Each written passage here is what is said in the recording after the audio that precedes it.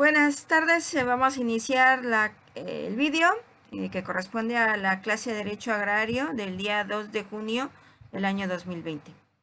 Vamos a recordar que hablamos de las tierras ejidales, ese fue el tema de la clase, y estudiamos también la clasificación, la división que se hacen de estas tierras de las que han sido dotadas el núcleo de población ejidal, los ejidos.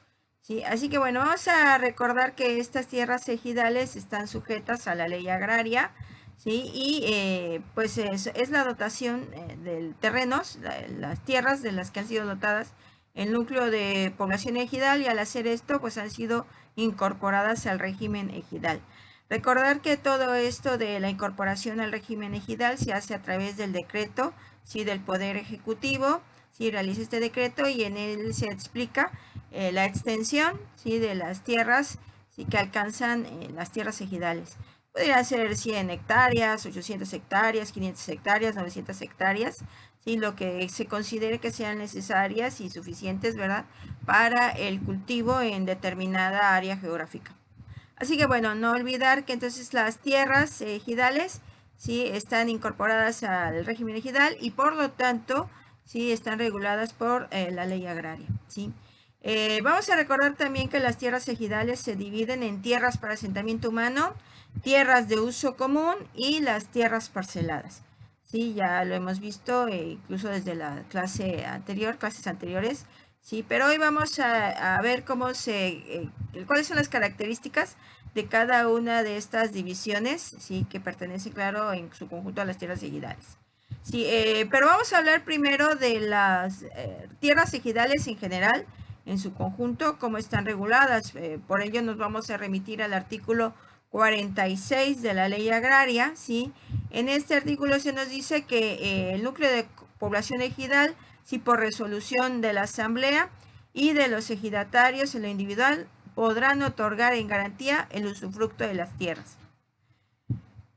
De las tierras de uso común y de las tierras parceladas. Bien, vamos a analizar este artículo, sí, como lo hicimos en clase, pero vamos a recordarlo aquí. Sí, lo primero que vamos a resaltar de este artículo 46 de la ley agraria es que esta división, sí, la división de las tierras ejidales se hace en asamblea, sí, reunidos todos los ejidatarios, sí, ya que se ha convocado a asamblea, recuérdenlo que hay unos requisitos que deben cumplir, ¿verdad?, para que la asamblea sea válida. Bueno, supongamos que sí lo es, ¿sí? En esta asamblea que ya se ve que es válida, ¿sí? Se hace la división de la tierra ejidal. ¿En qué se va a dividir? Pues en tierras de asentamiento humano, en tierras parceladas y en tierras para uso común, ¿sí? Puede, ya hecha esta división, pues esas tierras podemos decir en segundo lugar que pueden utilizarse para garantizar un crédito, ¿verdad?, que haya sido otorgado con beneficio del ejido o de algún ejidatario en particular.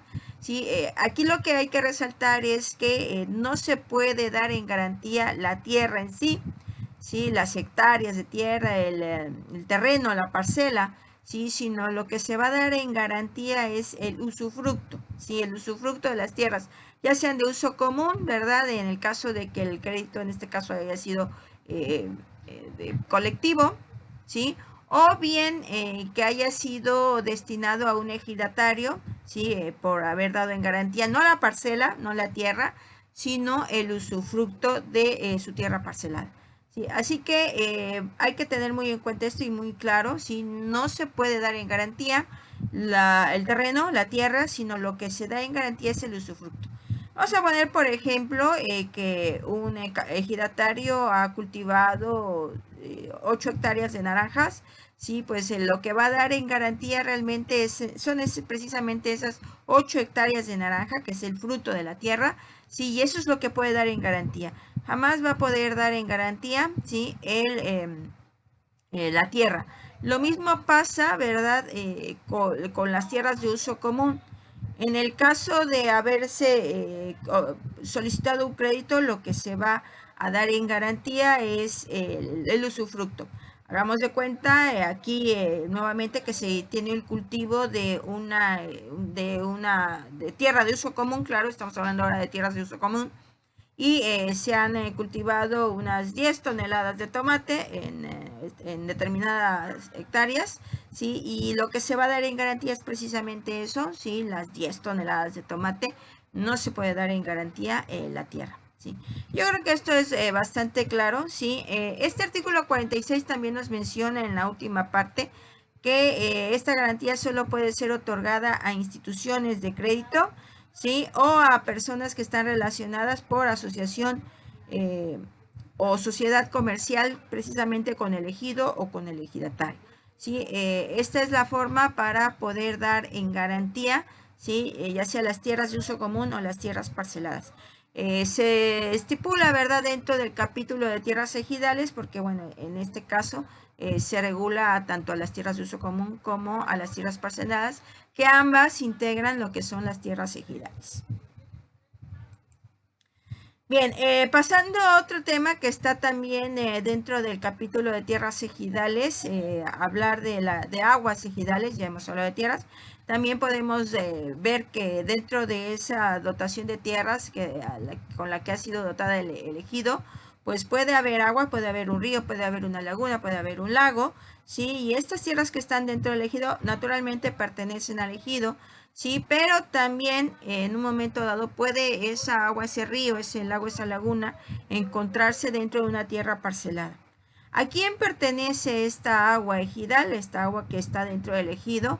Pues va a ser destinada, esa agua va a ser no propiedad, pero sí va a ser usada o el aprovechamiento se va a dar por la persona o las personas dependiendo en qué lugar se encuentra el río, el lago o la laguna.